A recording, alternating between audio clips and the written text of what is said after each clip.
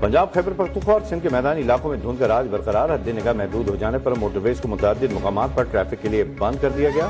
Motor وے M1 Peshawar سے رشکئی اور سوابی سے برہان تک دھند کی وجہ سے بند، M2 لاہور سے کوٹ مومن تک، M4 عبدالحکیم سے ملتان تک دھند کی وجہ سے بند کر دی گئی، M2 لاہور سے بالکسر تک دھند کی وجہ سے بند، M11 لاہور ایسٹرن بائی پاس دھند کی وجہ سے بند، M3 پنڈی بھٹیاں ملتان موٹر وے M4 دھند کی وجہ سے بند کر دی گئی، سکھر ملتان موٹر وے M5 دھند کی وجہ سے بند، M5 ملتان سے زائد لاہور سے الکوٹ موٹر وے M11 بھی دھند کی وجہ سے بند کر دی گئی۔ قومی چارہ پر بہالپور، احمد پور شرقیہ، ترنڈا محمد پناہ، اقبال آباد، رحیم یار خان اور صادق آباد میں دھند۔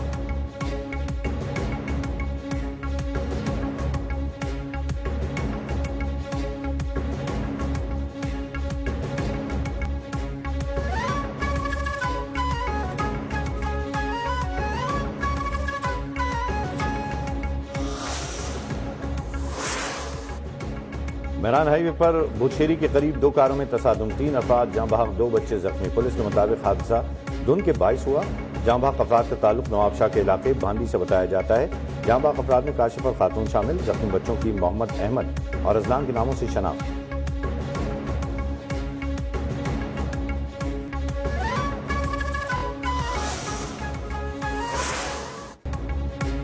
خیبر پختونخوا، اسلام آباد، پنجاب، کشمیر اور شمالی بلوچستان میں گرج چمک کے ساتھ بارش، پہاڑوں پر برف باری، مریخ میں برف باری، سیاحوں کی بڑی تعداد امڈ آئی۔ بالائی خیبر پختونخوا، گلگت بلتستان، کشمیر اور ملحقہ پہاڑی علاقوں میں ہلکی بارش اور برف باری متوقع۔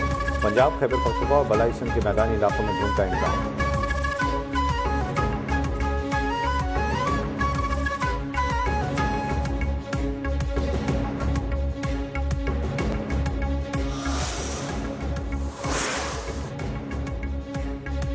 پنجاب میں مہنگائی کا زور، نمایاں کمی اور پالیسی استحکام کی تصدیق۔ بلومبرگ کی پاکستان سے متعلق جائزہ رپورٹ جاری، لکھا پاکستان میں قیمتوں کا استحکام اور معاشی نظام نسل و ضبط بہتر ہو رہا ہے۔ دسمبر میں افراط زر 5.6% رہا، جبکہ جو توقعات نومبر کے 6.1% سے کم ہیں۔ خوراک کی قیمتوں میں دباؤ کم ہوا، غذائی افراط زر 3.24% رہا۔ اسٹیٹ بینک نے استحکام کو مدنظر رکھتے ہوئے پالیسی ریٹ تقریباً 3 سال کی کم ترین سطح پر کیا۔ شرح سود میں 50 بیسس پوائنٹس کی کمی سے قیمتوں میں دباؤ قابل قبول کنٹرول ہونے کی واضح اشارہ ملا۔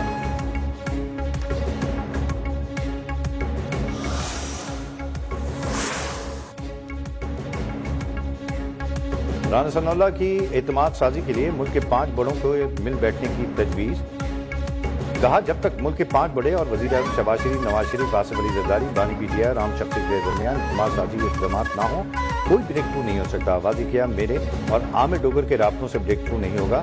رانا ثناء اللہ کا اداروں کے خلاف مہم چلانے والے سوشل میڈیا اکاؤنٹ بھی بند کرنے کا مطالبہ۔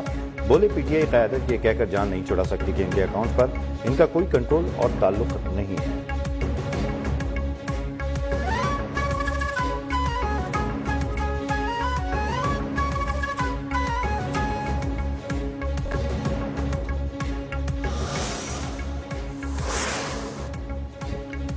26ویں اور 27ویں ترامیم پر تنقید کرنے والوں نے ترامیم کو پڑھا نہیں یا پھر سمجھ نہیں پائے۔ وفاقی وزیر قانون اعظم نذیر تارڑ نے کہا کہ ترامیم سب کو آن بورڈ لے کر کی گئیں۔ 27ویں ترمیم کے ثمرات جلد عوام تک پہنچنا شروع ہوں گے۔ ترامیم کے بعد سپریم کورٹ میں کیسز کی سماعت تیز ہو چکی، حکومت پنجاب اور ہائی کورٹ کو لڑانے کی کوشش کامیاب نہیں ہوگی۔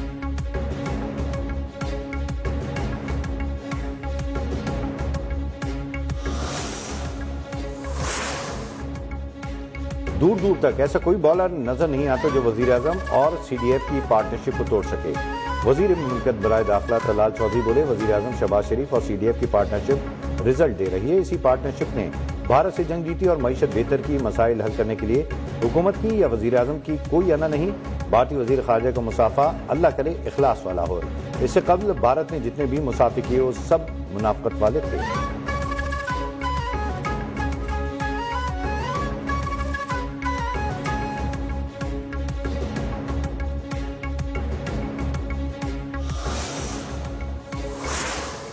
Pakistan and India exchange lists. The first list is the list of prisoners in each other's custody.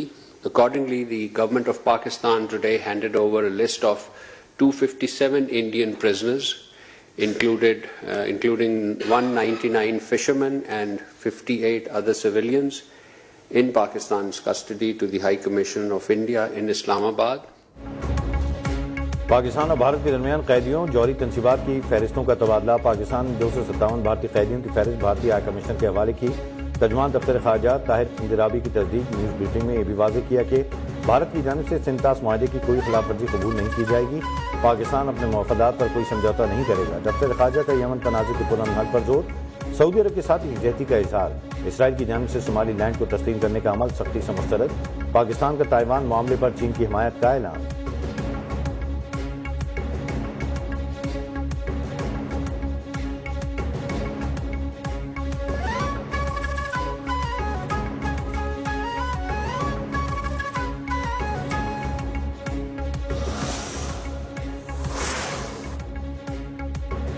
نئے سال کے پہلے ہی دن قوم کے لیے خوشخبری. کوہاٹ میں تیل و گیس کے بڑے ذخائر دریافت. یومیہ 4100 بیرل تیل نکالا جا سکے گا. Oil and gas development company کی پیٹرولیم ڈویژن کے اجلاس میں وزیر اعظم شہباز شریف کو بریفنگ. وزیر اعظم کی تیل گیس کی ذخائر کی دریافت پر قوم کو مبارکباد. متعلقہ اداروں کی تعریف. وزیر اعظم کی تیل و گیس سپلائی چین درآمد سے صارفین کے استعمال تک ڈیجیٹلائز کرنے کی ہدایت. کہا نئے ذخائر کی دریافت سے پیٹرولیم مصنوعات کی درآمد پر خرچ ہونے والا زر مبادلہ بچایا جا سکے گا.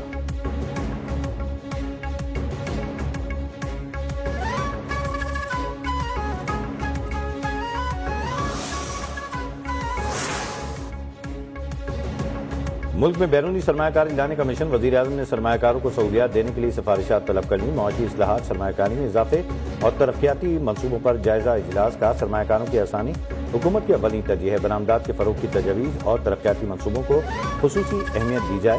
وفاقی اور صوبائی حکومتوں کا باہمی تعاون کلیدی کردار رکھتا ہے.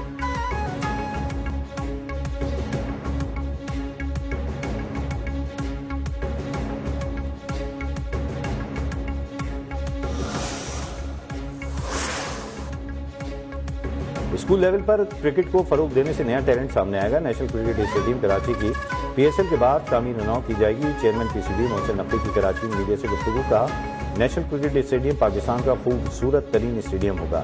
کوشش ہے ویمنز ورلڈ کپ کی میزبانی پاکستان کو مل جائے.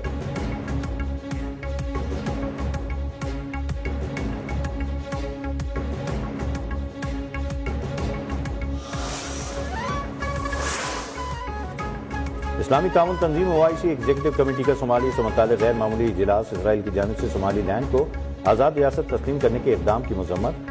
رکن ممالک کا صومالیہ کی خود مختاری, وحدت اور علاقائی سالمیت کے لیے مکمل اور متفقہ حمایت کا اعادہ. پاکستان نے اسرائیلی اقدام کو یک طرفہ اور غیر قانونی قرار دے دیا.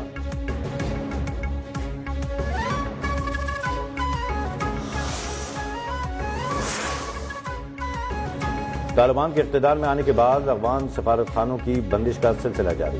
برطانیہ, ترکی اور ناروے کے بعد جاپان کو بھی افغان سفارت خانہ بند کرنے کا اعلان. کابل ٹائمز کے مطابق بیرون ملک مقیم افغان شہریوں کے لیے سفارتی مشنز کی بندش سنگین نتائج کا باعث بن سکتی ہے. سیکورٹی خدشات کے پیش نظر روس نے افغان مزدوروں کی بھرتی سے انکار کر دیا.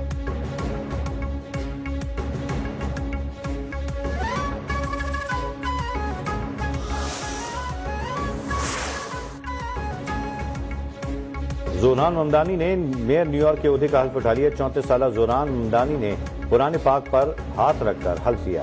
رکن کانگریس برنی سینڈرز نے قرآن پاک پر عہدے کا حلف لیا. سٹی ہال میں منعقدہ تقریب میں ممدانی نے اپنے دادا دادی کے قرآن پاک استعمال کیے. زوران ممدانی نیو یارک کے پہلے مسلمان میئر بننے کے ساتھ ساتھ ایک صدی میں کم عمر ترین میئر بھی بن گئے. زوران نے خطاب میں کہا کہ آج سے نئے عہد کا آغاز ہو گیا. اگر آپ نیو یارک کے شہری ہیں تو میں بلا تفریق آپ کا میئر ہوں.